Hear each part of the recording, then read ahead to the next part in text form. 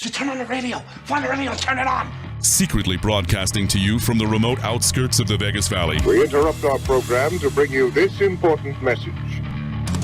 We've hijacked your daily dose of regurgitated news to bring you the Dwight Lilly Show. We think it's going to be bigger than American Idol. Now, the man registered as one of the government's most wanted for speaking only the truth. He gives good kids bad ideas. The master of provocative insight, Dwight Lilly. I am talking to you. Okay, Dwight Lilly, Tuesday here in the good old United States. My guest, it's Wednesday, for James Morcan that I'm going to be talking to in a few minutes. But last week, it was almost a funeral-like parlor over my show, and as a lot of the other hosts on the network, because we had just came off the horrendous shootings down in Las Vegas that really hit home what a totally screwed up world we're living in right now. And of course, now it's been a week later, and there's all of the theories, and the sheriff from Clark County, which is the county that Las Vegas is located in, comes out and tearing his hair out. He said, "We don't know where this investigation is going. We understand there might be another shooter now involved. We're hearing that a guard at the casino has actually been shot before he went on his shooting rampage. Somebody broke into his house today." So what I did today, and I have the last couple of days, is I've gone out and picked up my Las Vegas Review newspaper and walked over and put it in the garbage can, because the entire newspaper is all tied up in this tragedy, and there is no turning back the time right now on this. It's over with, and if there are other people out there, I'm sure they'll be found out, maybe or maybe not. We don't know anymore, and that's kind of why I have this show. You know, in my opinion, the world is just totally upside down. What I thought was real is actually not real, and what I used to think was the paranormal of the world is, I'm finding more and more, is the normal. When I used to think that, you know, the policemen were good, they'd walk you across the street when you were small, because that's how I experienced life growing up in the Pacific Northwest, we find out that there's a whole other agenda there. When we elect a president in this country, in other countries around the world, because I have a worldwide audience, all of you know what I'm talking about, it's like a game. You know, it's the 1% of the elite that are allowing us to have a vote, and then they go ahead and do what they want to do. And we're seeing this right here in our own country. And so I think I might have mentioned this last week. If not, I had the DirecTV satellite system disconnected from the house. I don't watch any of that anymore, and because it's just nothing but propaganda, shrillness, and everybody. It's like chaos we're on. So tonight, I get guests that contact me because I put out that I'm looking for guests for the show, and I read all the bios and everything, and it clicks on me who I want to, listen, this sounds right. And that's kind of why I decided to contact my guest tonight, John Morcan, who is a New Zealand-born actor, filmmaker, published author, activist. He resides in Sydney, Australia. And if you look at his bio, there's various bios because he has books he's written, along with, I believe, with his father. He has movies he's produced. He's had films and stage plays he's acted in. And throwing all that in, he's a researcher. We're going to talk about all that tonight. The research has gone on. I imagine it ties in with researching for the books and researching for acting positions, and happened to be a good researcher. So are you there, Morcan? John Morcan? Or James Morcan, excuse me. Yes, I'm here. James Morcan is my name. I hear I goofed your whole name up. That's all right. Tell me about, James, how did you get into researching these books, and in particular, I want to concentrate on the Underground Knowledge series of books. I know you have the Orphan series, but you have the Underground Knowledge series. How did you get into that subject matter? It's a bit of a life journey I've been on. I got into, as you mentioned there, I'm a filmmaker. That's my.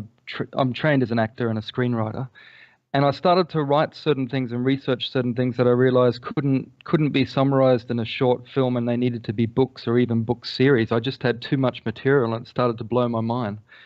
And on top of that, through my travels and that, like I've by the age of early 20s, I'd lived in about 5 countries. I'd seen a lot of things, and somehow I don't really believe in synchronicity, or I don't believe in coincidences. I believe in synchronicity. Sorry. So there were certain people I met along the way that just a series of people that, whether they were ex-intelligence agents, ex-military, people from secret societies who had left, who just started talking to me and telling me things. And this was just, wherever I was, this just seemed to happen. So I've always, I don't know what it was, but I always just seemed to have the mind to be processing all these things. And where I came up with the title Underground Knowledge was, I think it was about late 2014, early 2015. I don't know if you heard the news there in Nevada, but we had a terrorist attack here in Sydney. And there was, like, I was standing there, and there was like an overwhelming amount of love and support for victims and standing up against terrorism. And that was all great. And there was like whole streets with just flowers, and people were giving out free hugs and all that.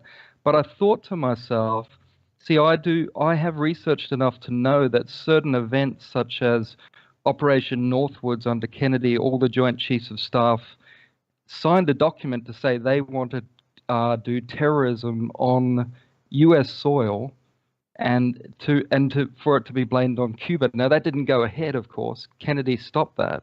It was vetoed. It was stopped at the last minute. But you had high-ranking people like Robert McNamara supporting that sort of thing. Then the Nazis did.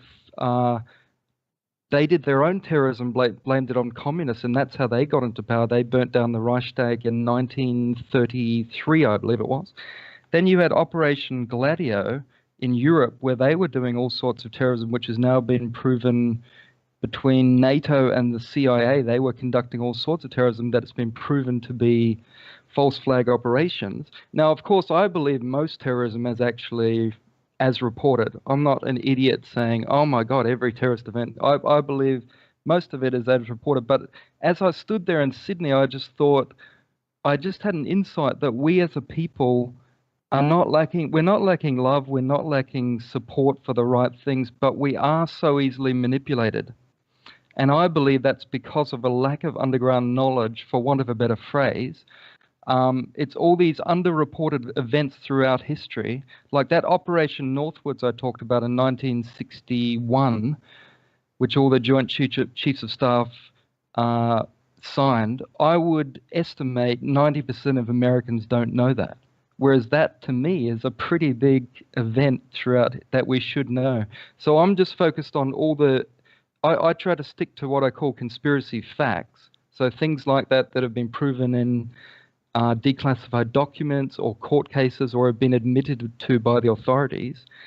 And I just think that these things should be talked about more, taught at school, and we should at least have the option to know about them without getting carried away with, as you would have seen with this tragedy that's just happened in Las Vegas. As soon as it happened, you've got idiots online posting straight away about conspiracies, and they don't know what they're talking about, and people get carried away. But I'm focused on stuff that I think if you just focus on the facts and nothing else, it's very, very interesting. Yeah, it is. When you talk about JFK, I remember being in school, and all of us worried that we were going to be in a war with Cuba. We have to think also of JFK. He came right after Eisenhower was the president before him, who was the supreme Allied commander in all of Europe. He's the one that was the overseer of the Normandy landing, and just a brilliant military man, became president. But we had in there right after World War II, James, Operation Paperclip too, Yes. which in a sense we imported some of the most ruthless people from the Nazi regime into our country, pampered them and gave them, a really good situation. Some of them probably should have been sent to the Nuremberg trial, but it was all about wanting to mine the knowledge that these people had. I think of Werner von Braun, who was headed up the missile program here in the United States, and which led, I guess, to the moon landing. If you really want to take it as one step at a time, but this knowledge, underground, underreported knowledge, that it's like it's there right in front of us, and I like to use the term hidden in plain sight, because it's there. And do you think that it's just that human beings themselves just want to believe that everything's in a sort of this nice wrapped package, and that they feel safe in this nice wrapped package, and they don't really want to allow any knowledge in to their minds, that even though it's there, that might disrupt their perceived safety? I think it's partly that, Dwight, and I believe it's very complicated. I think the human brain naturally doesn't want mysteries that don't have an end to them. So if we go to the movies, we don't really like it if the third act doesn't tie up neatly. Like Hollywood has experimented with all sorts of endings, and we like a pretty clear resolution. And I think that's the same with these sorts of things. For example, we get given narratives. Now, the Western powers, Britain, America, and even down here, Australia and New Zealand, we all had a tremendous amount of goodwill after World War II, and along with Russia, we'd all done the right thing. And I think that was a great point in history to defeat the fascists. And but the narrative was we were the good guys, and that was carried forward. And I don't think it's that clear cut anymore. I think it's really, really getting confused. And I will admit, in all my research, I don't know. I don't pretend to know everything or even most stuff, and I think particularly now in 2017, it's getting more and more confusing. So it's good to go back in history and look at these events that since World War II haven't been reported enough. And I believe what you brought up there, Operation Paperclip, which was the something that Truman signed off in the US, but we also had Operation Matchbox, which is even less known in Britain, which was they were gathering Nazis, and some of them were sent down here to Australia. Right. And the Russians had their own program, so we're all grabbing these Nazis that supposedly were meant to be not war criminals, just scientists. So we wanted their expertise, and on the surface, I believe that official argument rings. It sounds, yeah, that's fair enough. I've even spoken to Holocaust survivors, because that's another area of research.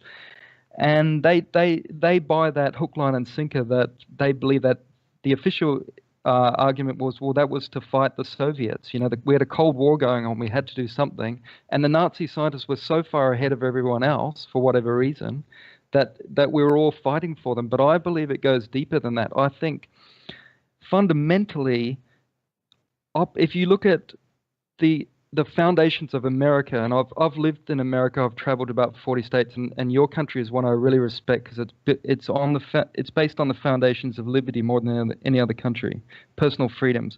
And I believe by doing Operation Paperclip, it wasn't just a dirty little secret.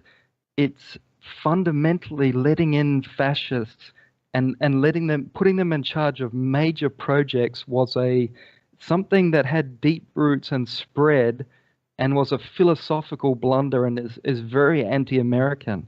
And what's interesting is Truman signed a document to say there will be no war criminals, but the CIA and co. got around that, and there were a number of people that had to change their names because they would have stood at the Nuremberg trial. And so you've got the worst crime of the 20th century, and you've got some of the masterminds behind that coming into all our Western nations. That there is something, once again, like Operation Northwoods. Operation Paperclip is something that should be widely reported. And what's interesting also is only about 50% of Operation Paperclip's documents have actually been declassified.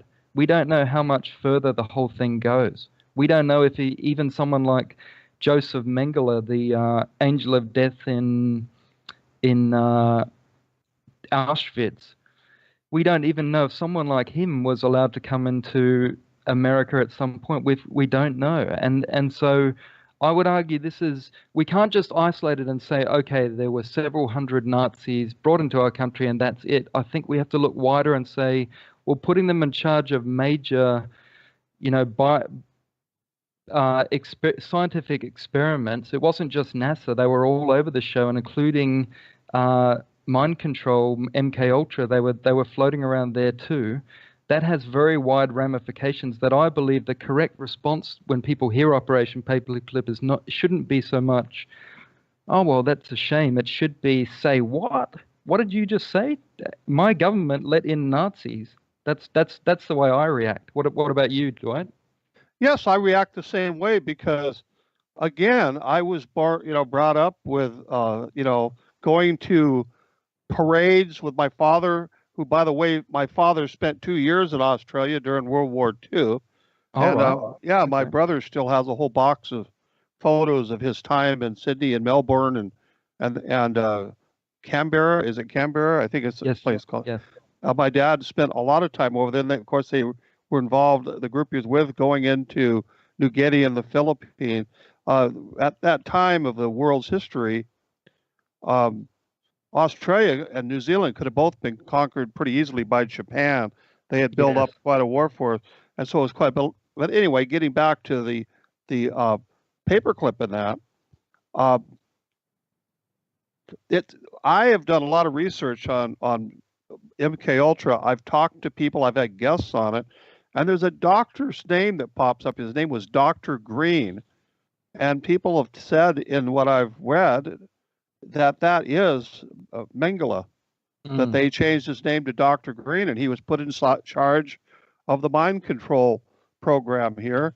And the other, now again, I wasn't in these programs. I've only talked to people, and I'm telling you, I've had some very credible people I've talked to that you can sense when somebody's really BSing you, but this isn't the case with these people. You can feel the terror in their voices and the anger that comes out. But it's been estimated that 2 million Americans have been subjected to these different types of government programs, from testing, turning us into guinea pigs to test some diabolical new weapon or, again, the mind control situation. And I suspect, because I haven't interviewed anybody in Australia, New Zealand, or the UK, or France, there's got to be as many victims over there as there are here.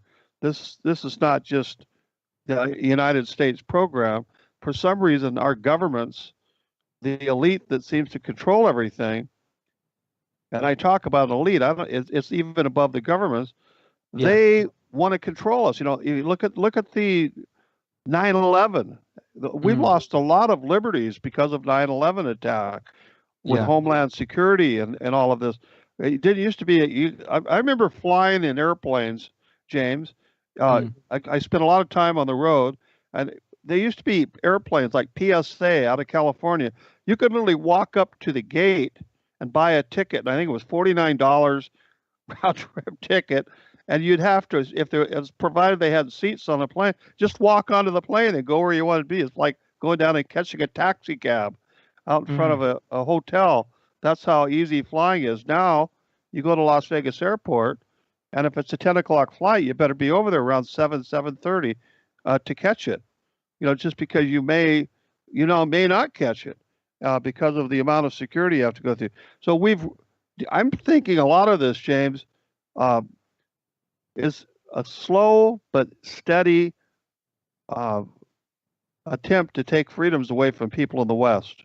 That's my opinion anyway. What do you think about that?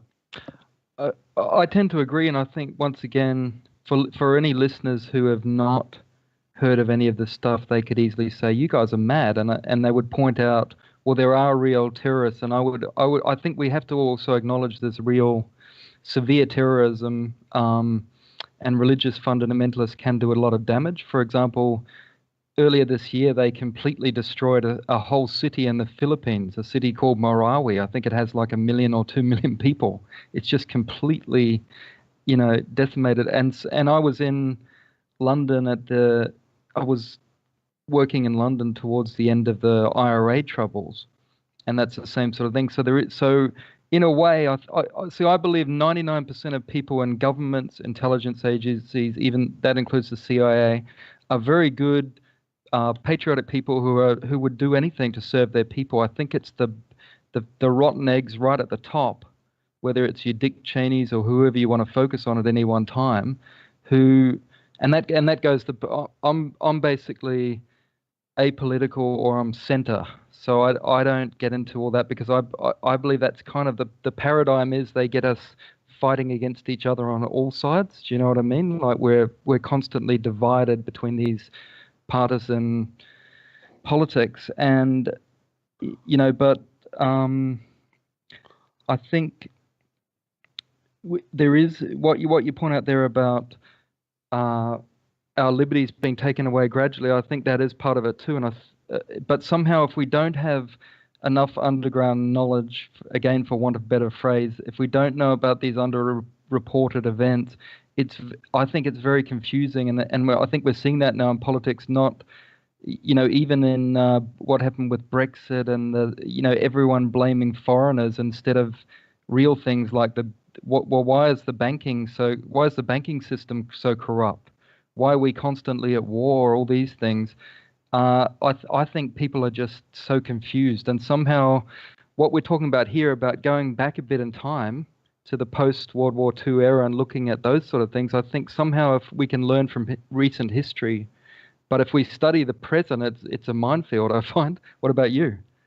Yes, I agree. Going back, you have to go back to the beginning before you can really understand the present.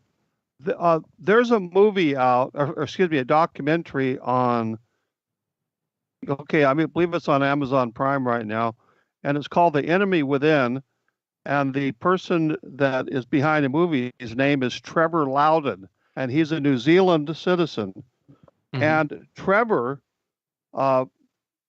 uncovered the conspiracy in New Zealand and followed it over here to the United States of how the Communist Party, after World War II and after the Cold War, how people thought, the wall's been knocked down in Berlin, communism is a thing of the past, is all reformed. It's all being reformed, and the people are having open markets and freedoms. That's not true at all. That all the Communist Party has done, communist movement, I guess you'd have to say, has gone underground. And that he did a lot of research in New Zealand, showed how the country basically went from a fairly democratic country to basically a lot of communistic control, and getting rid of a lot of anyway. But his name is Trevor Loudon, and right. In the book he's got, now I've interviewed Trevor Loudon, and he came here locally and gave a talk. He's got a book out called, again, The Enemy Within, and it links all of these politicians and aides and all this black Muslim groups and all that to the Communist Party. He shows the picture of the person, all of their associations in the Communist Party, or the radical terrorist type Muslim organizations. It's frightening when you look into this. But we got to go to a break, and we'll be right back. Dwight Lilly, stay tuned. We're going to get into a lot of underground knowledge here. You're listening to The Dwight Lilly Show. Dwight Lilly Show. It is worldwide. Where the truth survives and the lies are exposed. Carefully designed to stimulate the mind. Number one with a bullet. I think that people are going to like this. More with the master of provocative insight, Dwight Lilly. Dwight Lilly. Exclusively on the KCOR Digital Radio Network after this short break. 5D Events invites you to Las Vegas, October 20th through the 22nd for the International Symposium of Quantum Consciousness and Healing at the Alexis Park All-Suite Resort located at 375 East Harmon Avenue. For tickets and info, go to 5devents.com. That's the numeral 5devents.com. Keynote speakers, lectures, workshops, panels, exhibits, a documentary film, and a dinner banquet on Saturday are all part of this amazing 3-day epic event, Friday, October 20th through Sunday, October 22nd from 9 a.m. to 11 p.m. daily at the Alexis Park All-Suite Resort in Las Vegas. This is a global gathering raising consciousness, healing, peace, and transformation. Keynote speakers include Andrew Basiago, Jordan Maxwell, John Lear, David Adair, Professor Marin Kesh, and Dr. Sam Osmanagic. That's the International Symposium of Quantum Consciousness and Healing, October 20th through 22nd at the Alexis Park All-Suite Resort in Las Vegas. For tickets and info, go to 5devents.com. That's the numeral 5devents.com.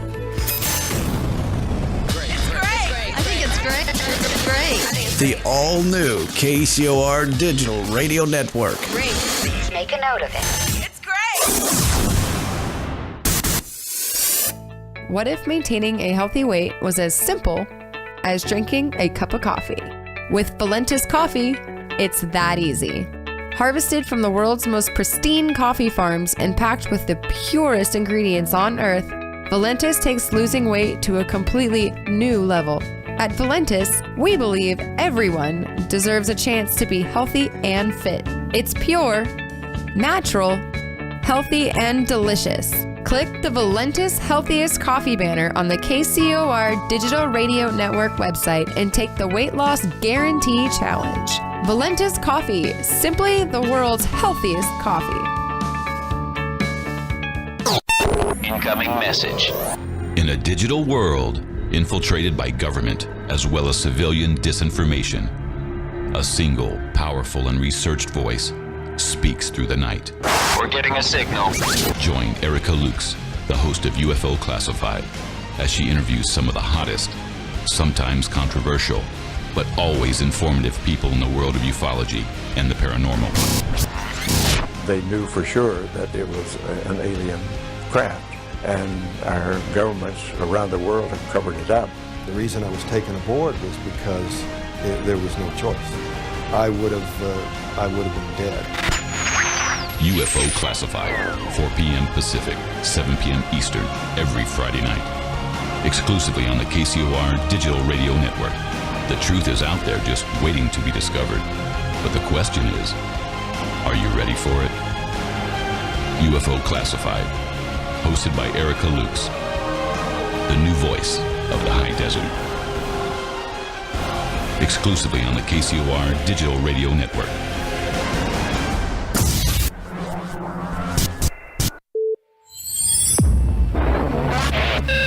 Receiving transmission. Commence radio program sequence. Channel check. Left channel. Right channel. Frequency check.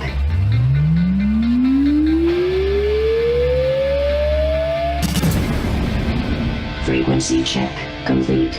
All frequencies clear. The KCOR Digital Radio Network hotline number is open at 702-425-9230. Give us a call now. Worldwide callers use Skype name KCOR Radio. Oh, sweet. Tweet your comments anytime to KCOR using the hashtag KCOR. Join the conversation live and share your thoughts of the show in our chat room at www.kcorradio.com. It's as simple as that. Now, back to your constitutional freedom fighter. Now you're putting the whole station in jeopardy. The master of provocative insight, Dwight Lilly. Dwight Lilly. Yeah, Dwight Lilly back here. And boy, I'm telling you, it's getting harder and harder to fight for the Constitution here in the United States. But I have with me New Zealand-born actor, filmmaker, publicist, activist James Morcan. And we've been digging into underground knowledge. James has written a lot of books. He has a series of books called, I guess you'd have to call it the Underground Knowledge series. And he's told us at the first half hour that he just had people stumbling into people that were sort of connected to this underground. Isn't that the way you described it, James? That there's just a group of people that were, not group, but you just keep bumping into individuals that started. There has been a lot of that, whether it's spies or whether it's, I don't know, I can't explain it, but it's just, and I haven't even been moving in those circles. I'm essentially an artist who got into this stuff, and it's just so it's hard to describe. But I think part of that was also since then I have sought out those type of people and headhunted, trying to get interviews and so on. And my father is a journalist, so I've kind of known the skills to use. But it really just does open your mind to, I'm not so quick now like you were talking about there, where you've got rid of your TV or you don't watch the news so much anymore. I find when I do watch mainstream media, I just take it all in, because I think there are still journalistic standards, and mainstream media is good for that, as opposed to alternative media where you do get a lot of agendas. But at the same time, I know that they're not reporting everything. So I would just encourage everyone just to take it all in, but not when what we're getting is not really news. We're getting a narrative all the time, and that's not really news reporting. Do you know what I mean, Dwight? Right, I do. Yeah, it's somebody's hopefully objective view of what has happened from their viewpoint, and then of course there's different views of that, of what happened, and what the problem I see gets into was when you have what somebody calling themselves a journalist, but really has an agenda, and that's the horrible thing. So people have to. And one of the first show I ever had on radio on this network, I told people, don't believe anything I say, don't believe anything the government's telling you or the polls are telling you. Do your own research. All I'm going to do is preside you in this show. I've got you, James, on tonight. Is a subject matter, and people should dig into this themselves. What we talk about. Do your own research, and come to an understanding that we can't find everything. But on the underground knowledge, you mentioned something that it's impossible to put everything in a film or anything, and I find that interesting because I'll read a book. I often read the book, and then I think, well, that was a good book, and then I see the film come out, and then I'll tell people, the film was followed along pretty good, the book.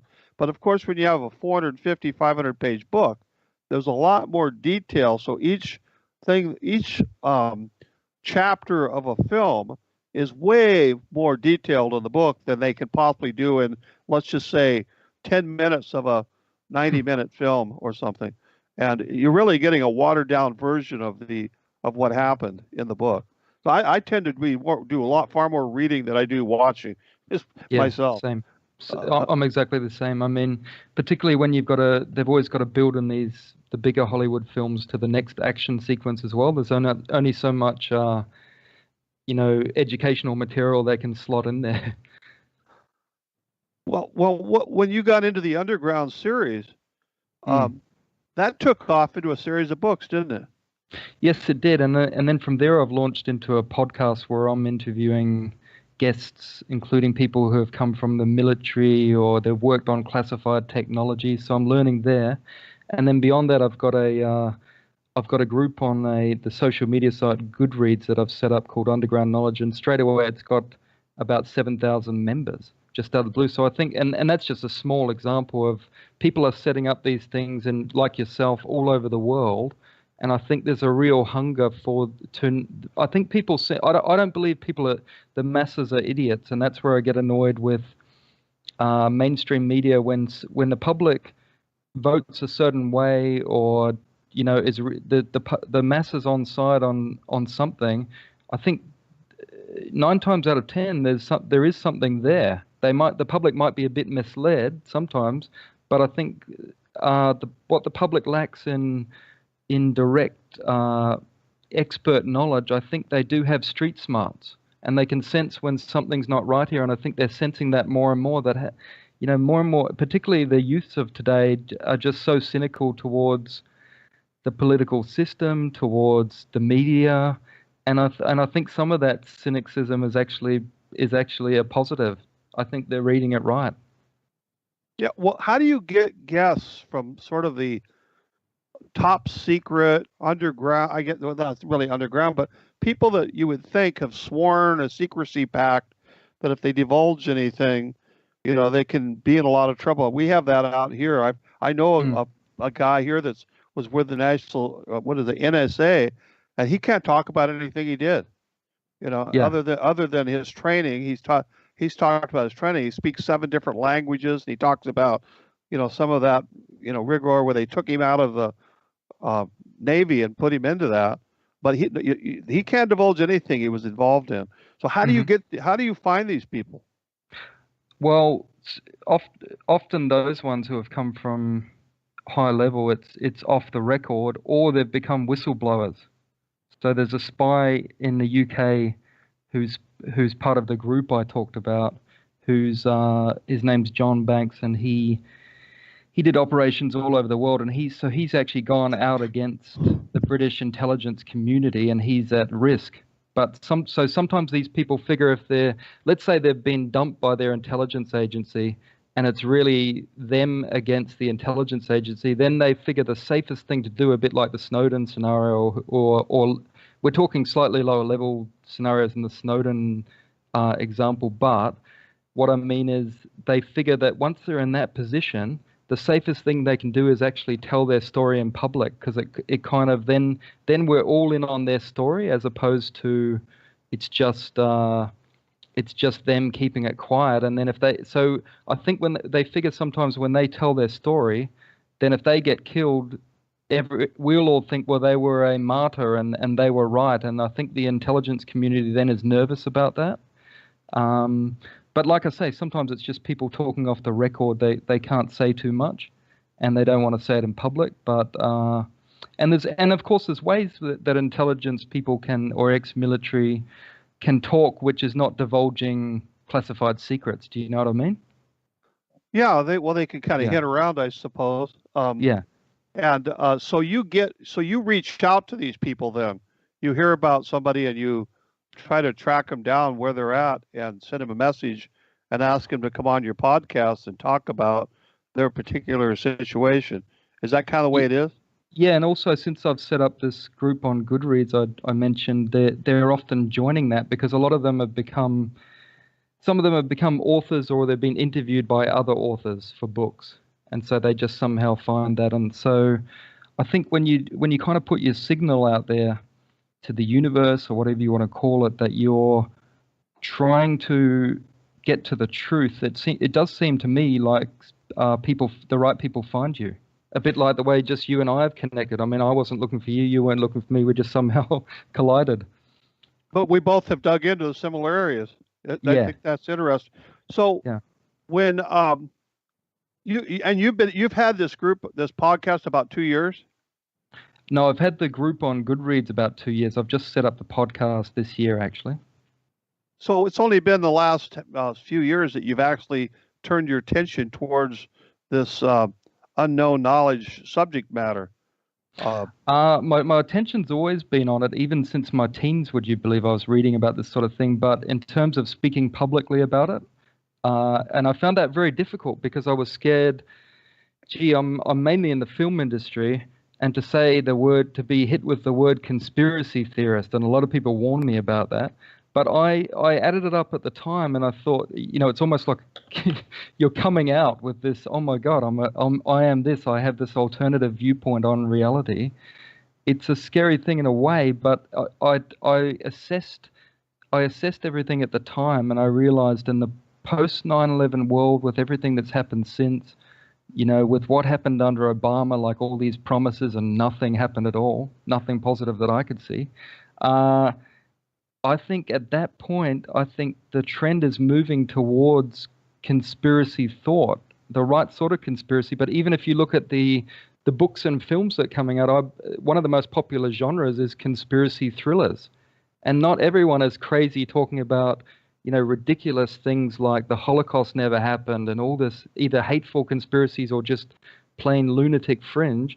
There's also the people like WikiLeaks, who are releasing every week are releasing, sometimes thousands of conspiracy facts, things that really happened, Yeah, and Snowden and what is it? Assange, is that his name? Julian. Interesting you mentioned him. He said Julian Assange. He's an Australian, and he set up WikiLeaks, and he said there are conspiracies everywhere. There are also crazed conspiracy theories. it's important not to confuse these two. So I think what he's talking about there is you've got conspiracy facts, like, for example, Operation Paperclip. No one can accuse us there of saying that's just a theory, because we've got all the documents from the CIA and the likes to show that's real.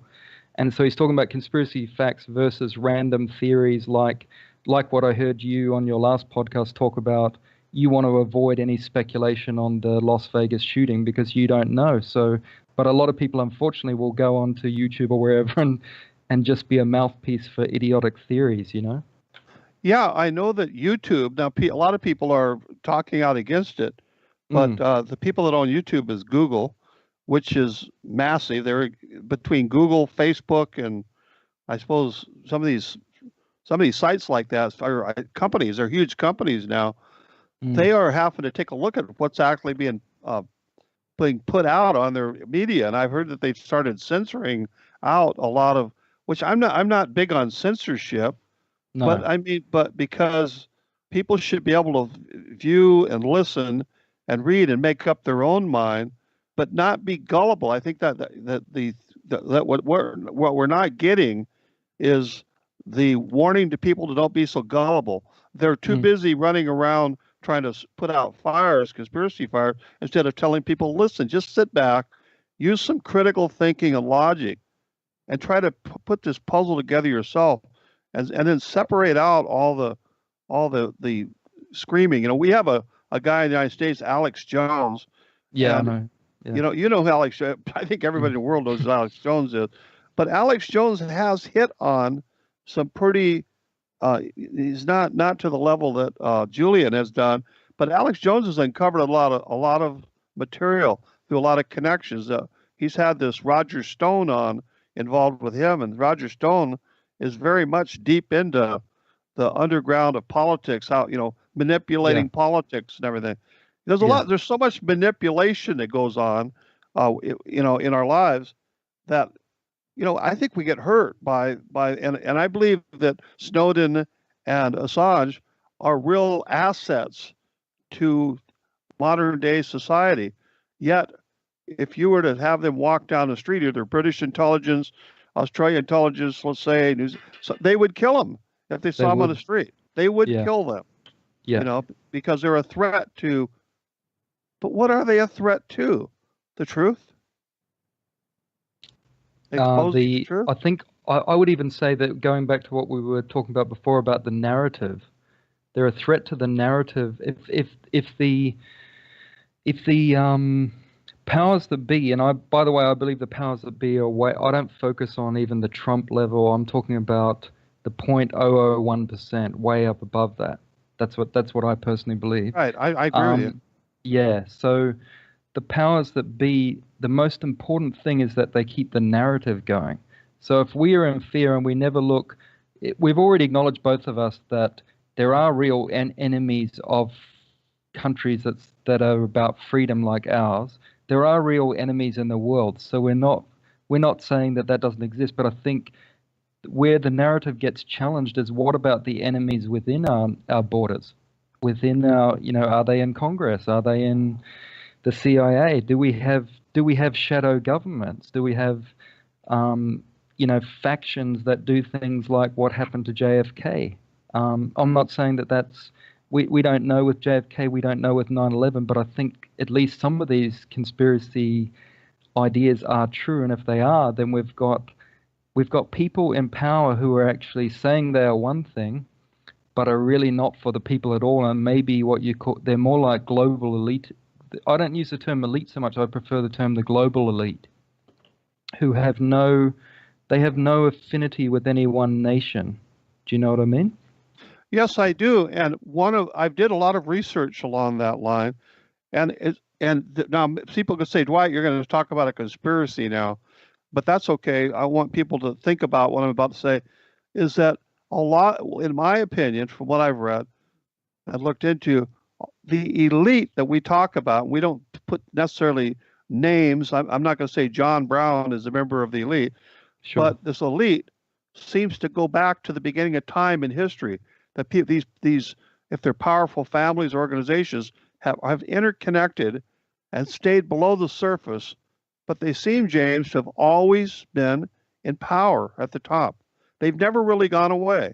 And even though nations rise and fall, types of of economies come and go, they've always remained in power, always, and they've never gone away. And you can't get to them somehow. We can't get to them because half the time we don't know who they are. Exactly. Like here's a question I'd give you about U.S. politics. Presidents come and go, right? And they've all got their different backgrounds and interests, but they're only ever in power 4 to 8 years. Exactly. So do you really think, when you're really talking each of those 4 to 8 year blocks, you're probably talking, in my estimates, when everything's added up, quadrillions of dollars in income goes down? Do you really think they're going to let in somebody, or they're going to give? Sorry, I'll reword that. Do you really think they're going to let somebody in who's got so many ideas to restructure the whole system? And then if you do believe that, then why that would be the biggest business mistake in history. Do you know what I mean? Like the US now is essentially like Rome at the time of Christ. It's it's so dominant. And so, do you really think these powers that be are just going to stand back and let someone? I just believe the president doesn't have anywhere near as much power as we think, and you see that quite a bit with the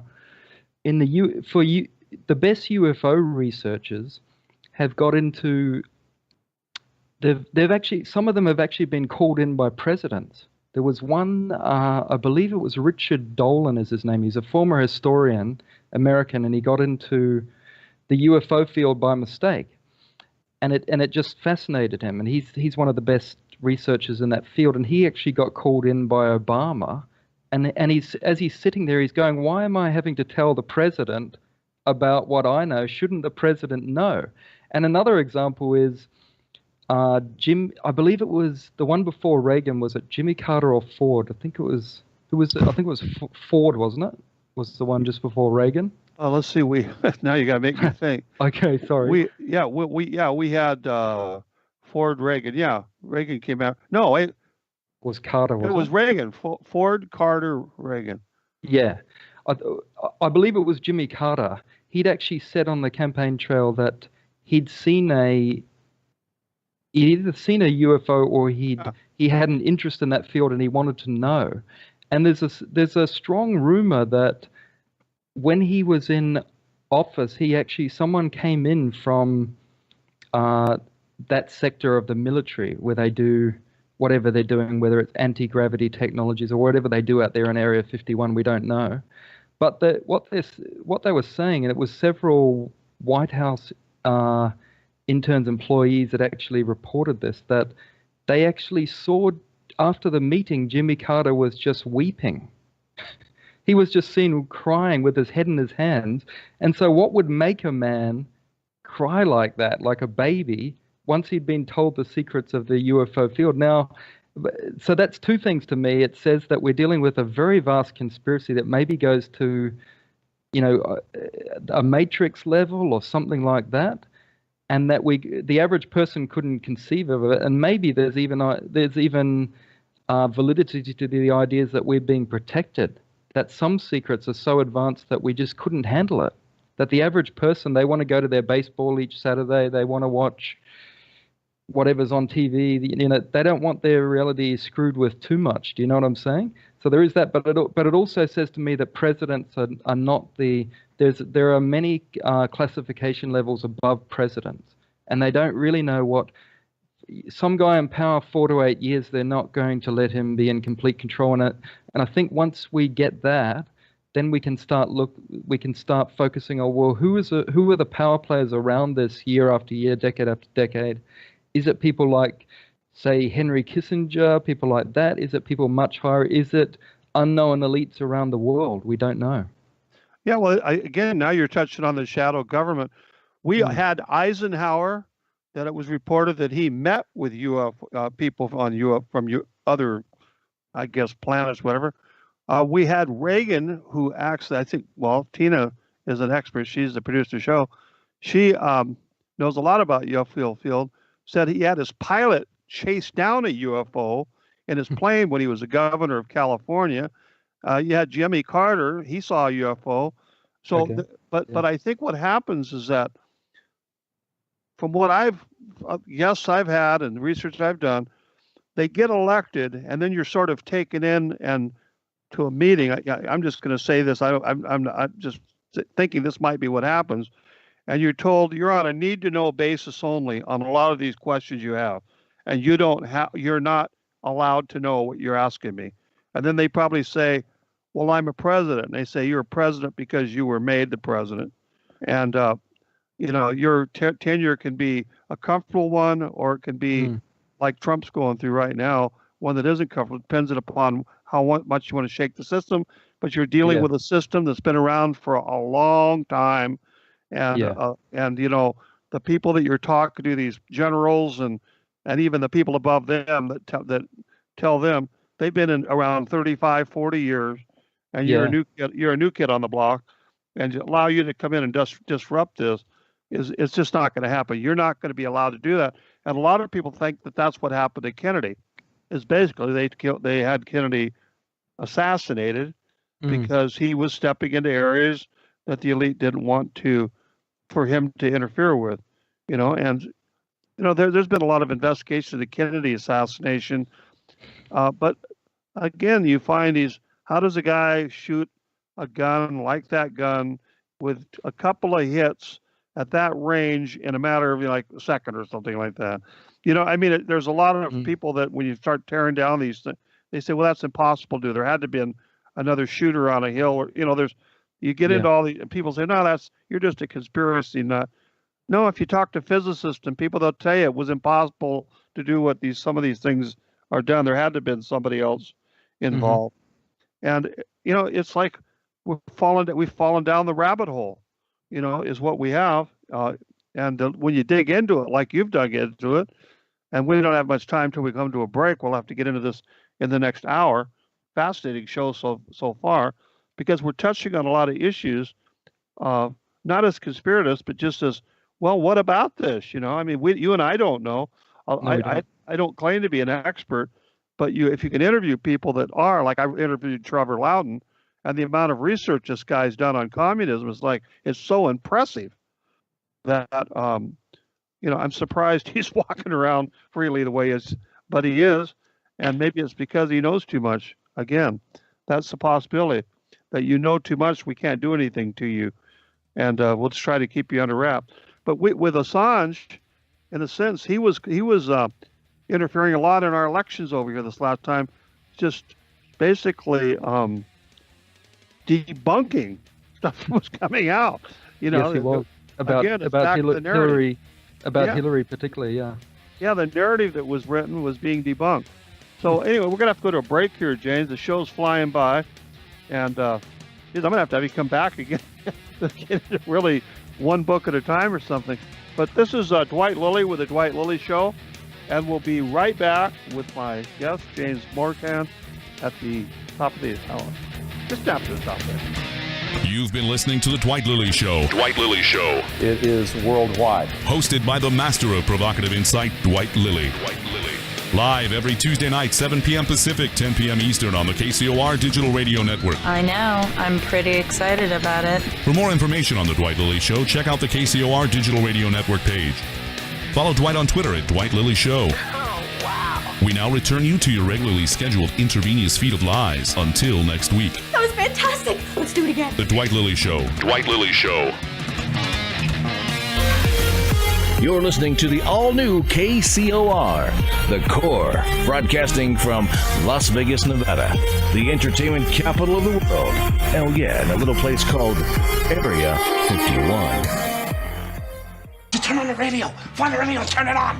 Secretly broadcasting to you from the remote outskirts of the Vegas Valley. We interrupt our program to bring you this important message. We've hijacked your daily dose of regurgitated news to bring you The Dwight Lilly Show. We think it's going to be bigger than American Idol. Now, the man registered as one of the government's most wanted for speaking only the truth. He gives good kids bad ideas. The master of provocative insight, Dwight Lilly. I am talking to you. Okay, Dwight Lilly back here for the second hour of the show. And before I go on, I'd like to remind the listeners that this is the host and the network is all self-supporting. And we have a PayPal button on the front page of KCORradio.com.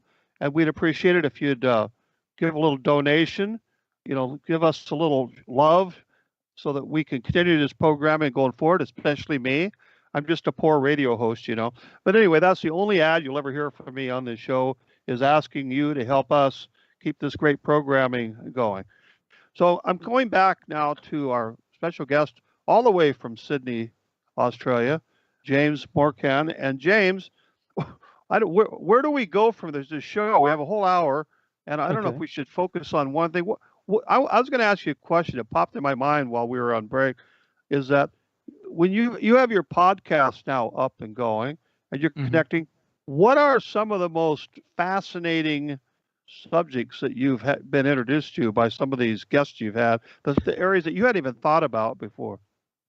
Well, the last episode was a Canadian physicist who studied, I actually thought when I began the podcast, I thought I would get into more anti-gravity technologies and things like Area 51, but actually he's very non-conspiracy orientated, which was fascinating because he's talking about alternatives to NASA technology, but but he's referencing constantly on the podcast, and if you go on his site, it's the same. He's referencing real experiments that occurred that shows that we could have alternatives to rocket propulsion. And he studied the works of what I deem to be the great scientist of the 20th century, albeit underreported, was Nikola Tesla, who's now getting more attention around the world. And he mentioned there about Tesla's experiments he did in the early 20th century and even late 19th century, especially in an area called Wardenclyffe in Long Island, New York. And the stuff that was financed by JP Morgan and Westinghouse and financial elites from that era. And it's basically on the record that Tesla created a wireless system back then and something very similar, not quite, but very similar to free energy. And now that's something that, like some of the other things we're talking about here, that you can see, like I was talking to you off the air before about, there is a financial incentive to maybe the health industry is sometimes a sickness industry, and that there is a financial incentive to maybe not release certain cures, that particularly if they're not patentable. So the big pharma can't control that. Now, I don't get into, I think there's a lot of good stuff in the medical field, and there's a good stuff in pharmacy. I'm not anti-pharmaceutical per se, but that's an analogy in a similar way to energy and electricity, where maybe there are other forms, but they wouldn't be able to be, once it would be released, like for example with Tesla's system, this physicist talked about you would just need a small tower in your backyard or on your roof, similar to a satellite dish, okay? And then once you've bought that, then you've got free energy and it's coming from the earth. And then he talked about that this could power, and Tesla, and he talked about how Tesla was flying planes around or something like planes. He said you can't really say what they were. He's only seen diagrams. But other farmers in Wardenclyffe, New York, saw Tesla flying these planes around, sometimes multiple planes, and it seemed to be there was no pilots in them. And he's transferring wireless electricity to these planes. Now, that's just an example where, to me, it blows my mind because you're hearing a physicist talk about that. And he's not as I say, there was nothing in the podcast he didn't want to get into. He said that maybe the US military are doing classified experiments, but he prefers to stay with the real science. And so it's just amazing what is actually there but not being reported. And it's also, you imagine one of the worst crimes you could commit, along with suppressing healthcare cures. One of the worst crimes you could commit is suppressing free or very, very cheap electricity, because particularly in third world parts of the world, that's how can I say it? those people have just got nothing out there, and cheap electricity would revolutionize whole societies. And then on top of that, if you had that, then would we have more time around the world to devote to greater things? Would our society have evolved in different ways in the last 100 years? And just the fact that Nikola Tesla had wireless technology, I mean, when did you first hear about wireless and Wi-Fi and wireless technologies, Dwight?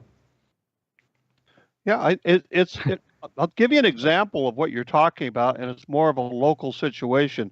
I live in Nevada, and Nevada is most of the state is the Mojave Desert, and so we get a lot of sunshine. I mean, in the area I live in, we probably have 345 days of sunshine a year. Maybe even more some years than that. And so solar energy has taken off here big. Right in the area I'm at, there are 2 very large solar array systems already up, and there's another one going in right now with 980. There's one that's a tower that heats salt or something. I don't know. I don't understand how it all works, but it generates electricity. Now they're building 9 more towers. Well, Nevada Power, it's the company that has all the electrical power for Los Angeles, Clark County. They were bought by Warren Buffett a few years ago. Okay. Now what somehow he's manipulated into the state where people used to, if you put solar panels on your roof, you would get a net credit for the amount of electricity you're producing. And the legislature met and they threw that out. And now there's no incentive, there's no financial incentive to do solar because you're in a sense being penalized. You went out and paid all these thousands of dollars for the panels and you're not being able to reap the true benefits of it. And it was a huge debate in the state and everything. But needless to say, Warren Buffett won. Now we have that right here because I'm on the other side of a mountain pass from where Las Vegas is. The same thing here with VEA. And, there's no incentive to put solar panels in.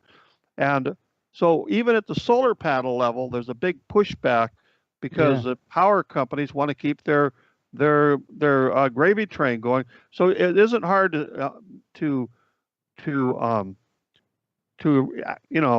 grasp that Nikola Tesla, who it is reported that I heard he had some type of system where he could put it into the ground and create electricity. But think about it. We've got magnetism. Our own bodies are electrical producers. There's a lot of energy that's just there. And if you can find a way to make it flow, I guess that's all you're really talking about. How do I get the energy from the earth to flow and then we all use it by somehow microwaving or something? But they don't want that to happen. Can you imagine, James? I don't know what your electrical companies are like there in Sydney and so forth. They would be up in arms. Oh my God, you're going to put us out of business. And I see that for all sorts of different fields. The medical field, the pharmaceutical field. We talked at break about cancer being a $600 billion a year industry in the United States. There's no incentive to cure cancer, even though they have these cancer institutes. Why would they want to cure cancer and lose a $600 billion a year business? They're just not going to do it. So how do we as people force this issue or whatever? I don't know how we could do it. I think my best guess and the way to work towards solving these issues as a society is it goes back to what we were talking about off air earlier, is that we don't really have capitalism right now. We've got cronyism. And you know how you just said there's no financial incentive to cure cancer or to bring in these technologies, but actually for some little new businessman, a small businessman, there actually would be.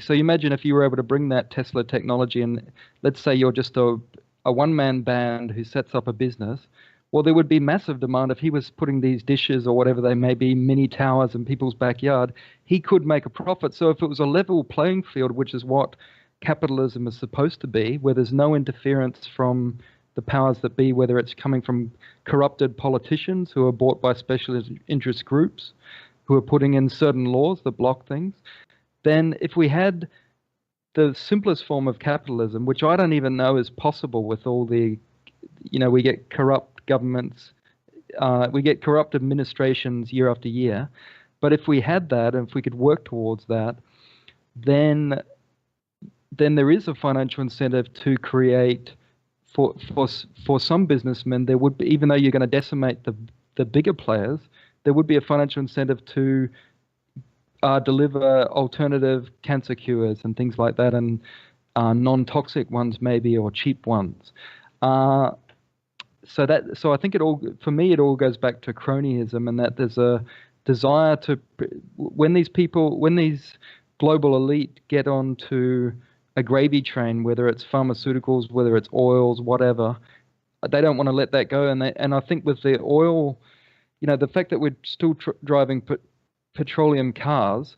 I mean, in the 1890s, in New York City and London, they had electric cars. The taxis were all electric cars, and these were nicknamed hummingbird vehicles because they sounded to the locals like a hummingbird just whizzing by. It wasn't the same as a petroleum engine. And so, that's another thing like Tesla. How could he have had wireless technology a century ago? And how could we have had, what my mind can't fathom is the first electric car was actually invented in 1865. And they had them on the road. And there was parts of the US, I think it was Chicago and New York, where more people had electric cars than they had petrol cars for a brief period, about 10, 15 years. So I can't fathom, we're now we're getting towards 150 years later and not much has progressed. So I think they are slowing things. And the same as you mentioned with solar power, they seem to be, they're talking the rhetoric about investing in these technologies, but they're not really making it easy to do so. And maybe they've worked out a game plan. Okay, in 50 years, we're going to have to switch over, but we're going to make as much money as we can before then and slow it down until the people find. I think that's the bottom line, is the people have to awaken and force these things, because it's not going to happen if we just sit back and do nothing. Well, it gets taken away from us. And I'll give you an example. Transportation, because you mentioned the electric. There was a public broadcasting, PBS here, which is our public broadcasting system, had a show one time. This was years ago, and it was about the takedown of the electric trolley industry. Right. And all the big cities all across the United States, instead of having diesel-powered or gasoline-powered city transit buses, they had rails going through all the streets, and they had electric line, and all these transit buses were powered by electricity. And what happened was that, now here's a true conspiracy, a proven one. George Firestone, who owned Firestone Rubber and Tire Company, Rockefeller, who owned the oil company, and the people that had General Motors conspired, and they went to the cities and talked them into buying city buses from General Motors Corporation that would have Firestone tires on them and be patrolled by or powered by the gas and diesel from, in a sense, the oil industry. And all of these cities, all of them, in a sense, buckled under. There was probably bribes involved and everything else. And it ended the electric trolley business. And now we entered the era of the 50s, and that with all these smelly diesel buses and everything, and pollution, spewing fumes in the cities and everything. And yet it was a perfectly good transit system with all the rails laid and everything. That was, there's no noise to it. Electric trolleys, well, you'd hear them clank, clank, clank on the tracks, but not like a big diesel engine bus taking off. And there you go. And,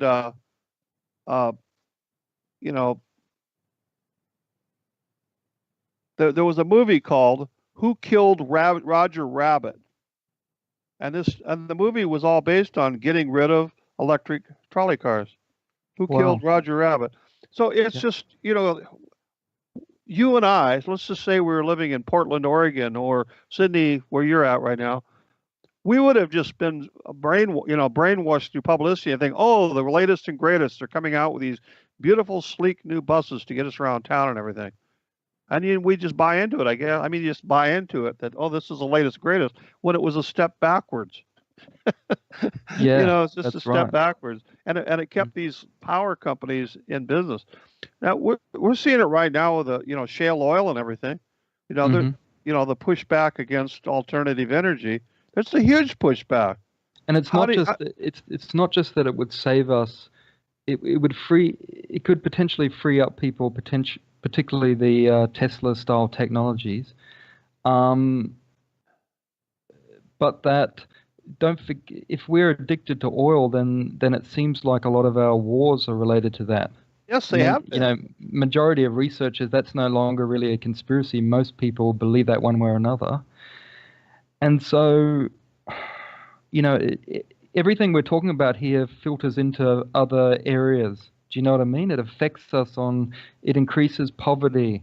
More people are unemployed. Everything we're talking about here are really humanitarian issues, even if listeners hear us talking about technology or, things like UFOs or whatever. I think they all lead to the basic thing, which is what are our leaders doing for the people?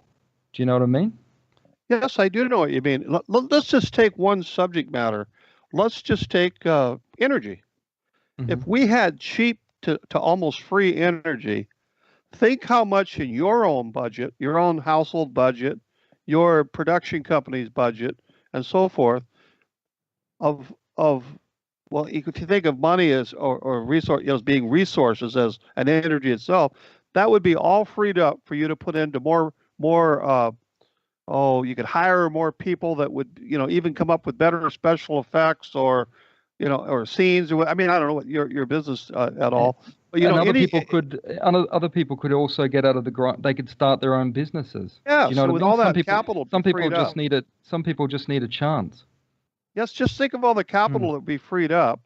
That the ordinary person could say, well, I'm not spending now $400 a month on fuel oil to keep me warm in the winter and cool in the summer. I'm not spending, how much more that puts in that person's pocketbook, and what that does for the average person, which is about 7 billion of us now on the planet, and yet we're rewarding just a few elite people have all of this money flowing their way, and because we're tied into old technology that could be replaced. When John Kennedy made the challenge, he's going to go to the moon in 10 years.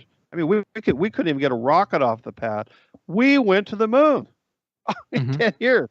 If the government, the researchers, everybody said, we're going to have free energy in 10 years, I bet you we'd have it in 10 years. And similar to the Kennedy one, that shows when we focus when we unite and focus towards a goal. I think that's also seen in wartime. The amount of technological advances, and it's sad that it takes a war for us, but the amount of technical advances in World War II, between what the Germans were doing, what we were doing, what the Russians were doing as well, was unbelievable. And if we could just have that's what we need. And I think scientists not being funded is another big problem. And if you don't mind, I'd like to. There's another big subject I'd like to bring up, if that's okay. It's a bit of a divergence, but I believe this kind of ties into what we're talking about. I believe there is what I call a secret world economy, or you could say it's the black money market. And I don't mean black money as in crime or not gangsters or mafia, but it's what I believe is that they are creating the illusion of scarcity at every level. Now, some of this is from people I've known, particularly from Asia, and I'll get to this in a minute. It ties into what's the latest news that's coming through Asia, which kind of confirms a lot of this. But what we're talking about here is banking crimes, which this ties into this affects everybody. Okay, this is our monetary system. You've got the likes of the Vatican, which is a whole. I don't know if you've ever researched that, but that's a huge minefield. The Vatican Bank have their own massive bank. You've got the Federal Reserve in the U.S., which was set up in 1913. I think you're looking at a money laundering situation there. That's not, the funny thing is they call it the Federal Reserve, and that's a privately owned bank. Yes, it is. I would implore anyone to look up. There's a video on YouTube that's a recording in a U.S. federal court, and I believe it's, from memory, I think it's Senator Gray. Is the guy there called Senator Grayson? I think he's a Republican from Florida. He interviews the auditor of the Federal Reserve. So if people type in something like $9 trillion missing from the Federal Reserve, and if you watch that video, the auditor doesn't have a clue where this money's gone. Now, and he points out there that would be $30,000 per person. Now, there's all sorts of, and funny thing is, I'm not saying this is the reason why necessarily. JFK was talking about all sorts of things. He said he would splinter the CIA into 1,000 pieces, which kind of been good for us. He probably he was probably in trouble right there, but he also was creating. These are still in circulation. You'll see them occasionally. If you look carefully at your cash, occasionally you'll see this something called a United States note, which is what JFK created just before he died. And that was in opposition to the Federal Reserve notes, which is 99.99% of your cash currency will be Federal Reserve notes. But he was looking to take the Federal Reserve notes out of the equation.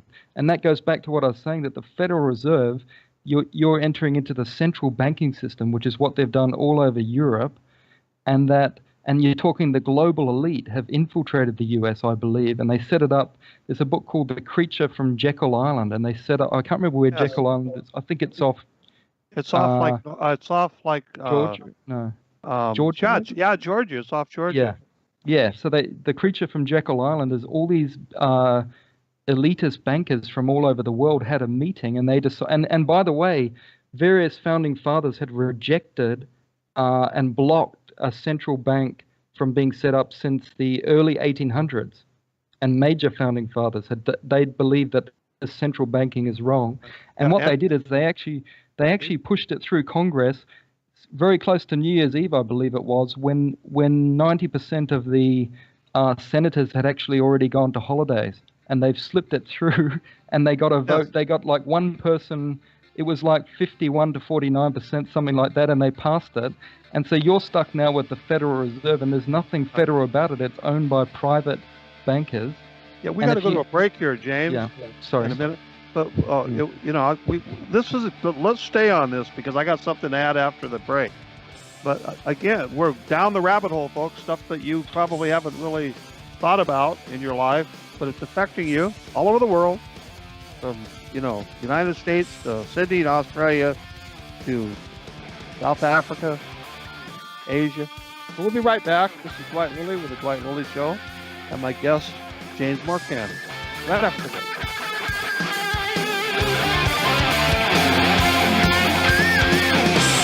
You're listening to The Dwight Lilly Show. Dwight Lilly Show. It is worldwide. Where the truth survives and the lies are exposed. Carefully designed to stimulate the mind. #1 with a bullet. I think that people are going to like this. More with the master of provocative insight, Dwight Lilly. Exclusively on the KCOR Digital Radio Network after this short break. There's a show that's not afraid to ask questions no one else will ask. Not afraid to say what no one else will say. Friday nights at 7 p.m. Listen to Restricted Airspace with Tina Marie, where no topic is off limits. Conspiracy theories, paranormal activities, hoaxes, the unexplained. It's what we talk about. Question everything. Trust no one. Restricted Airspace with Tina Marie. Friday at 7 p.m. on the KCOR Digital Radio Network out of Las Vegas, Nevada. 1 million miles till midnight. A story of timelines, artificial worlds, simulated races, and the galactic imprint. And the destiny of a blue world called Earth. 1 million miles till midnight, written by Solaris Blue Raven, is a journey through the mind's eye which allows the reader to surf a wave of technological and multidimensional intellect, revealing a bridge between conscious design and the truth. A multidimensional bleed-through awakens the world of artificial intelligence to set sail into the frontiers of a vast multiverse, morphing planets and terraforming ascended worlds beyond the linear programs of a fated race. 1 million miles till midnight will awaken, inspire, prepare, and enlighten one to the many multidimensional states of consciousness and worlds we reside in. With every cell and atom, we are this truth and multiverse. 1 million miles till midnight. Written by Solaris Blue Raven. Available now at Amazon.com and GlenNT.com. Don't wait. Get your copy today. You're listening to the all-new KCOR, The Core, broadcasting from Las Vegas, Nevada, the entertainment capital of the world. Hell yeah, in a little place called Area 51. Bowl for Life is a non-profit organization founded in 2013 by Chuck Gardner with one simple goal: to grow the sport of bowling worldwide. Over the years, Bowl for Life has given out thousands of dollars in scholarships to youth bowlers around the world. Our focus is to nurture integrity, honesty, professionalism, as well as respect into bowlers both young and old. You can help us by going to bowlforlife.com. Even the smallest donation goes a long way to breaking down the barriers and helping us assist people of all ages to improve their skills as well as knowledge of the game. Bowl for Life is happy to be partnered with other great organizations like the Youth Education Services Fund, as well as the United States Bowling Congress, with many spectacular integrated events planned in the near future. To learn more, go to bowlforlife.com. That's bowlforlife.com. Receiving transmission. Commence radio program sequence. Channel check. Left channel. Right channel. Frequency check.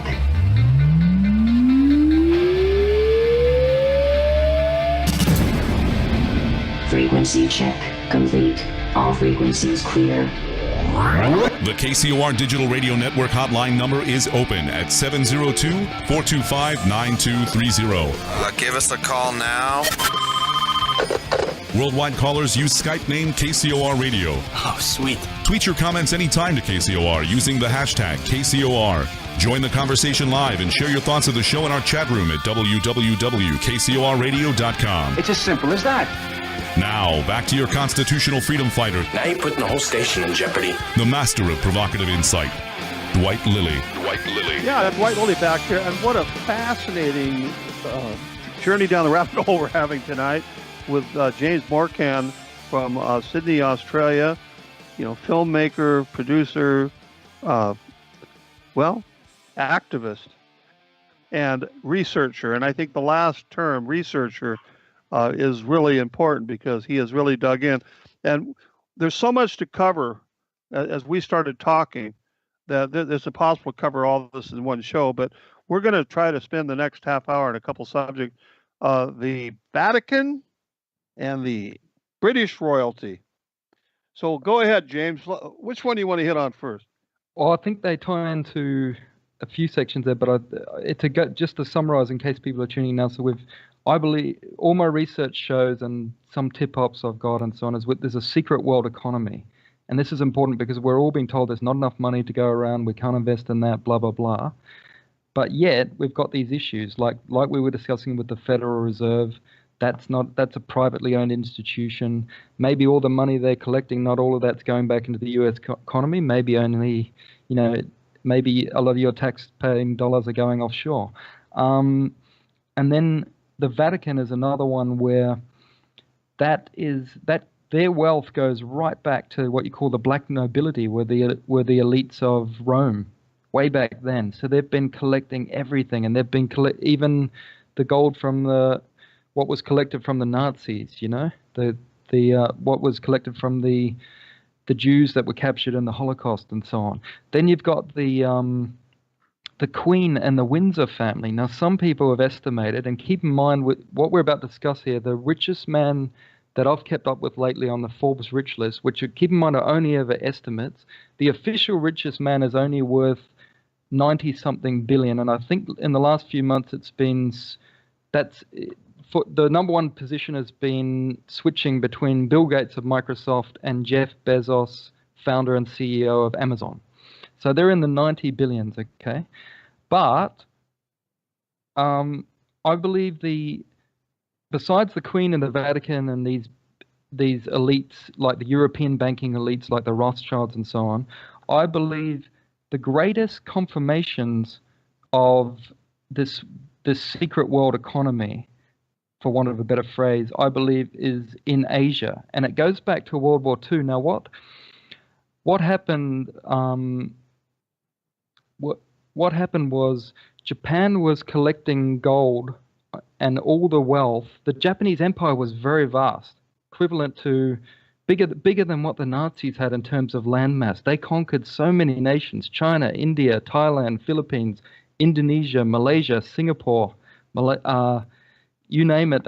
They had that whole of Asia virtually, except down here, Australia and New Zealand. We were lucky because of you guys were down here defending us. But so they had that whole Asian empire, and the Japanese empire was collecting golden riches of a scale that's never been done in history. And some of these families, if you go back to the Chinese dynasties, the Thai dynasties and so on, they had collected these elite families riches for thousands of years. So when the Japanese came in and got all of that, okay, that was wealth off the scale. And the story is, there's a tale called Yamashita's Gold, which sounds like something out of a Clive Cussler novel, but I'll get to the facts in a minute about that. But Yamashita's Gold, what they were doing is the Philippines is very close to, and they had conquered the Philippines. And that's why General MacArthur was in there trying to, he was leading the contingent to try and free that area, okay? And Yamashita's Gold was stored in the Philippines, preparing for transshipment via the submarine and shipping routes back to Japan. And so what they would do is they would store all these treasures, and then when they were ready, each lot would go to Japan to fuel the whole empire. But the problem was, as the war went on and the Allies became stronger and stronger in the Pacific, those shipping routes became in doubt. So they had to bury in the Philippines most of the riches. Okay. Now, again, to me, it sounds like, even as I say it, it sounds like something from like a B-grade treasure movie. But you've got the person who was in power for the longest in the Philippines after World War II was Ferdinand Marcos and his wife Imelda Marcos. So they're famous, infamous, whatever you want to call them. There's lots of stories about them. But in recent years, there's been confirmations, and the Philippine government have made it, of not only late discoveries of Yamashita's gold still buried in caves and so on that locals find, but that the Marcos family has bank accounts in Switzerland mostly, because Ferdinand Marcos is dead, but Imelda and her clan, who are still a political dynasty in the Philippines, have it's been confirmed by the Philippine government that they've got all sorts of bank accounts all over Europe. And there was one, and these total trillions of dollars. I am not kidding. And this has been confirmed by a whistleblower from the World Bank called Karen Hughes. Your listener can look up her and see what she says. But there's more confirmations than that. I'll get to that in a minute, and how that all ties into everybody, how this ties into everybody in the world. But what I was going to say is, if there's a BBC interview with Imelda Marcos where she shows one bank account, a Belgian bank account, and it's in her husband's name, and she shows it to camera. This is a proper BBC interview, and it's $987 billion, and that's just one. That's just one bank account. So that would mean, oh my God, for people not good at maths, that's 10 times what Jeff Bezos and Bill Gates. The guy? Bill Gates, yeah. So they really, by comparison, and that's just one of their bank accounts.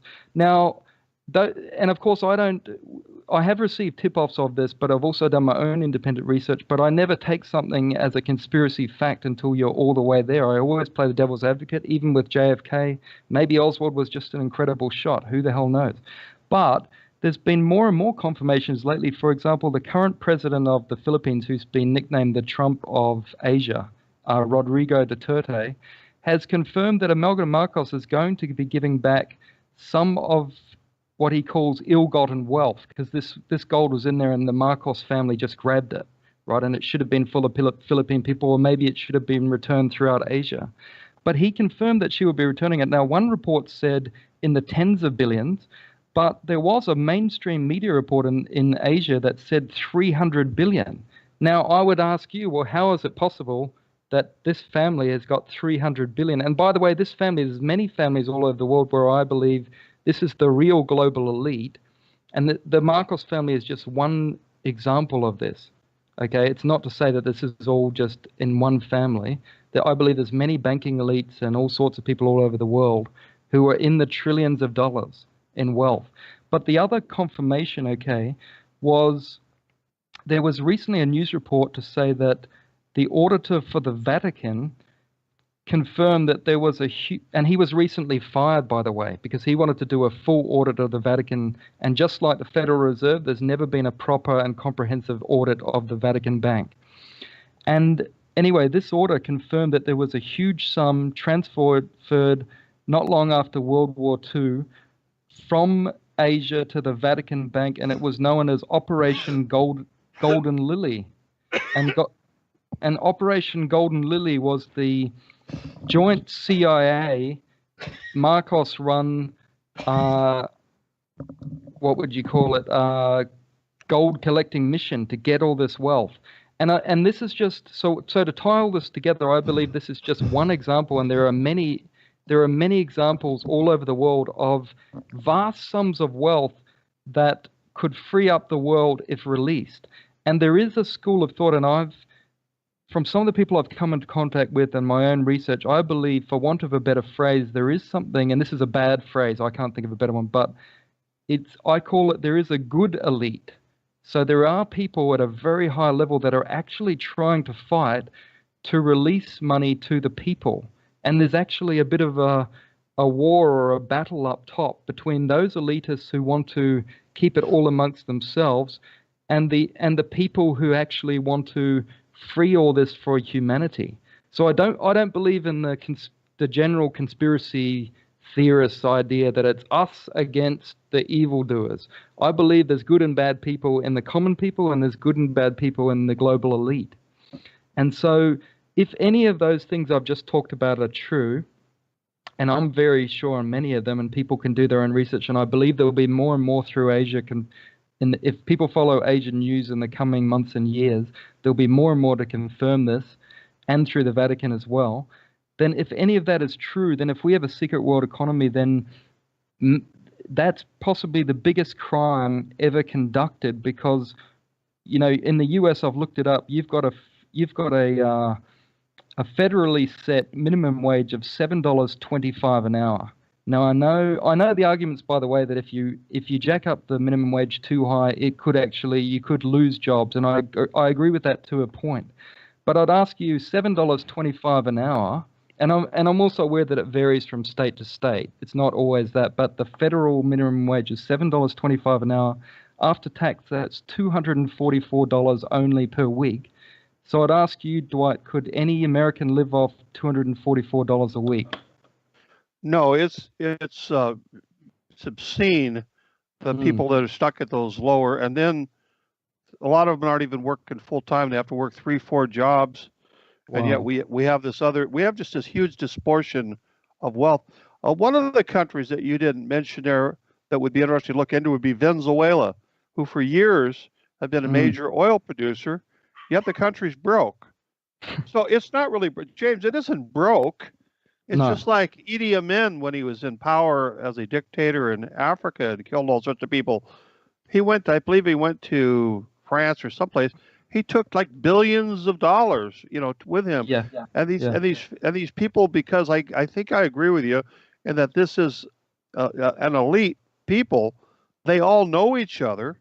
They're children. Now you have Eton School over in Great Britain. It's a very powerful private school system, and people from the United States, from all over the world, send their kids to Eton. And so these children grow up and they rub elbows with each other. They play football with each other and cricket and all this rugby and everything. And they know each other. And then they grow up and they go to college and they go to Oxford or whatever. And then they go back to their respective countries and they say, well, this country's at war with this country, but not really. You know what I mean? At the upper elite level, they're friends. They may even be married to each other or interconnected some way. And this is where the elite is up at that top. James, what do you do with trillions of dollars that you've stolen? I mean, how do you even that's the begin question. to As I get deeper into that, I realize I don't even think this is about money or greed. I think it goes a higher level than that. I mean, obviously, when you get to trillions and quadrillions, which is how are they building all these underground bases? How are they? We keep getting told there's not enough money to do certain things, but then whenever there's, like under Obama, they had that, you guys had that bailout of privately owned institutions. So there was just miraculously, here's $1 trillion towards that. Exactly, here's a trillion. Yeah, but we don't have, and the next war, here's a so much of the US budget is devoted towards the military, and I believe that's what Eisenhower was warning about. But what I'm getting at is, so if there's all that, if these families have that much money, they could never spend it all, even in the next 100 generations. It's set for life, and I think they've been that way since, I don't know, going back to what we discussed about the black nobility in Rome, but maybe even going back to Babylon. It's like, I think it's more than money, and I can't put my finger on what exactly, but I think you're getting into an area where maybe there's people who want to use this as a control system rather than and they don't want us to know that there is enough for every person on Earth to at least have their basic needs met, if not even every person on Earth to be prosperous. Well, yeah. So, I get into these futuristic conversations oftentimes. We have a planet approaching 7 billion people. Maybe it's more than that now. The birth rates are really high in the developing countries. What is going to happen when we bump into technology that, say, there's no longer 40 hours, 30 hours, 40 hours of work available for people because robots are doing it or all this other technology doing it? What are these people going to do? What do you do? And I think that the elite are afraid of this, and they think, so they must be using some of that wealth for control, maybe they control disease, maybe they control famine, maybe they control the weather. I mean, I don't know what they all could control, but to sort of counterbalance the efforts of just I call myself, I'm one of the unwashed masses. The elite look at us as they drive by in their stretch limousines, and we're nothing. We absolutely are nothing to these people. Nothing. If an earthquake hits or hurricane or a typhoon, they're not affected at all. Absolutely. And I think the other thing is I don't like the term the 1% versus the 99%, because if the average person won the lottery now, well, they're in the 1%, and they're supposedly our enemies. And I don't believe the average billionaire even is against us. I think you're talking about the 0.0001%. It's like a really small minority, and I think you're talking about those people who would be secret trillionaires and so on. And if we can realize that, see, that might be the big thing that they don't want us to know, is if it is what I just said, so something like the 1% of the 1% of the 1, like a really tiny decimal figure, do you know what I mean? And we are the 99.99999%, then there is something about strength in numbers. And I've got a positive outlook for the future, because I think this through the internet and through the hunger that everyone seems to have now for this type of knowledge, I think it's spreading too fast. And I do believe it's soon going to be game over for this type of thing. And like I said, I don't think all the real elitists are against us. I do believe some are trying to free this up, but they're having a hard time. And most people in government are still on the side of the people, but they don't realize the average journalist and the average, if you went into the White House now and spoke to most of the staff, they wouldn't know any of this stuff, unfortunately. They're not privy to this information because they've just, their career has been focused on getting through Congress, getting the right PR. They're not, it actually, traditionally, this sort of knowledge comes through philosophers, journalists, and so on, researchers. It doesn't come from those sort of political minds. It's almost like their minds aren't really geared to find these solutions. So a lot of this is up to the common people to, gradually as we get aware, then I believe there's going to be serious demands. And the more and more demanding we get, then we're heading in the right direction. Well, there are paper trails, and people there's a guy by the name of John Rappaport that has a website, and he has a journalism background, and there's other people like them that can go into, let's just say, the Australian government where you're at, and they dig deep enough. The stuff is right. That's what I call it. It's all hidden in plain sight. They can trace down and go, how come your budget was $1 billion, but we're seeing like $3 billion flowing out when we start looking at all the books?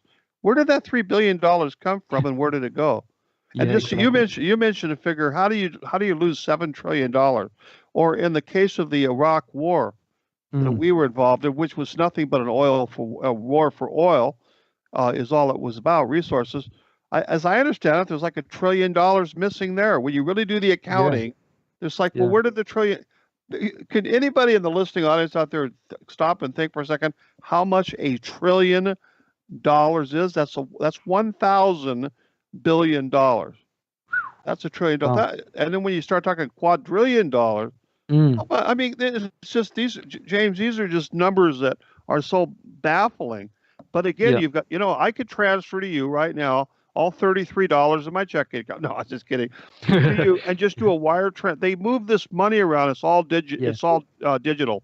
It's just zeros on the, and banks lose money to people that they can break into their computer systems. They don't even like to tell people about it. But every now and then a report will come out that says that, Chase Bank lost $50 million in a transfer by some people in Russia that were, somehow broke into their computer system, and just $50 million just goes poof. It's an electronic transfer. So you can move wealth around, but it's these mass stores of gold, hard currency that you wonder, geez, are there mountains of it buried somewhere? Are there jewels buried somewhere? It is a treasure hunter's fantasy, I guess. I could just imagine somebody in the jungles is stumbling across an entire cave full of gold bars and, jewelry and all the, these different wealth items. What would you do with it?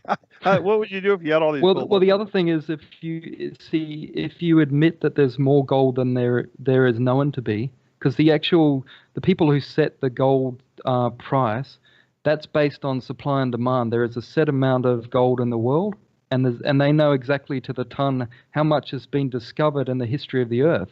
But they said that the Yamashita find alone in the Philippines was about 3 times more than the gold ever discovered in the history of the earth. And that's just one, like there's big stories about what the Vatican got. So if you ever admitted, this is what I think the problem is, if you ever admitted to how much gold there is, and gold is just, we could have this conversation about diamonds and any other resource like this, but if you ever admit, and oil's another one, there's a lot more oil, I believe, than they're saying. So therefore, if you admit to that the gold would be not worthless, but it would be, we could probably buy it for $5 or $10. Exactly, it's so much of it. But it's supply. Like I saw a picture, or actually it was a video of diamonds in Russia. Their storehouse. It was like a warehouse full of diamonds, and they only release so many every year into the market to keep the value up on it. But that the up in northern Canada, there's huge deposits of diamonds and different types of gemstones up there. But you know what they're doing with this, all this banking and everything? They control value. I think that's what was the real term we're talking about, is value. VALUE. It's a whole.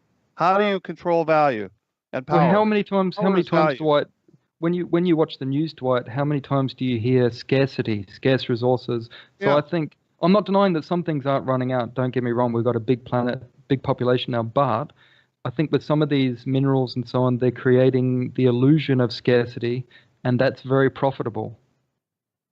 It's very profitable. If I told you that we had now we don't even know if it really is true. We have a massive, let's just say, corn famine this year. Some bug took it out. Now, you and I didn't go down and check the fields or anything, but right there, you create a scarcity, and the price of corn would go fly, sky high. And developing countries use corn and grains for most of their diet. It's amazing the power out there that moves things around. Tankers full of oil waiting off the shores for refineries. Just one tanker ship after another tanker ship. Pipelines that are completely filled up with oil with nowhere to go. I guess they just turn the valve off or something until they can do something with it. But there's a lot out there. And but if you can control it, or the illusion of scarcity, then you can have oil up to $130, $40 US dollars a barrel like it was just a few years ago. And look how much that drains out of the economy when you're paying $5, $6, $7, $8 a gallon for gasoline to get around. Exactly. So, we're almost at the end of this show, aren't we? We got 2 minutes left. I'm going to let you go ahead and give a final. And you're going to, James, would you come back on my show again? Yeah, and anytime. I love it. And I think we're exploring some interesting ideas. But I'll just say the other thing that ties in with this is, what about all the technologies that are slow to be released, that are hoarded by private contractors like Lockheed Martin or the highest classified sectors of the military? And one example was, it's commonly known that the military had the internet in the 1960s, but the rest of us only got it, most of the world got it maybe mid-1990s. So how many things are being slowed like that, just like the example you gave of the electric cars and solar power? It seems like I don't look, whenever they announce the latest technology, I always think we're about 50 years behind. Right. Yeah. Yeah, and then if we had alien technology, that's a whole other subject. If we actually had technology from some other planet or something that had been given to us and is being hoarded, the hoarding of technology. Boy, that would be a good show, wouldn't it? That's our next time we'll cover that, Dwight. Okay, we'll do that. So anyway, I'm going to have to get off here. Let the network take back my show for me. But anyway, this has been a great show with James Morcan. He'll be back again. I'll probably be on his show. This is Dwight Lilly with the Dwight Lilly Show, and we'll be back next Tuesday for you. All right. You've been listening to The Dwight Lilly Show. Dwight Lilly Show. It is worldwide. Hosted by the master of provocative insight, Dwight Lilly. Live every Tuesday night, 7 p.m. Pacific, 10 p.m. Eastern on the KCOR Digital Radio Network. I know. I'm pretty excited about it. For more information on The Dwight Lilly Show, check out the KCOR Digital Radio Network page. Follow Dwight on Twitter at Dwight Lilly Show. Oh, wow. We now return you to your regularly scheduled intravenous feed of lies. Until next week. That was fantastic. Let's do it again. The Dwight Lilly Show. Dwight Lilly Show. This is KCOR Las Vegas, home of the Digital Radio Network. Broadcasting from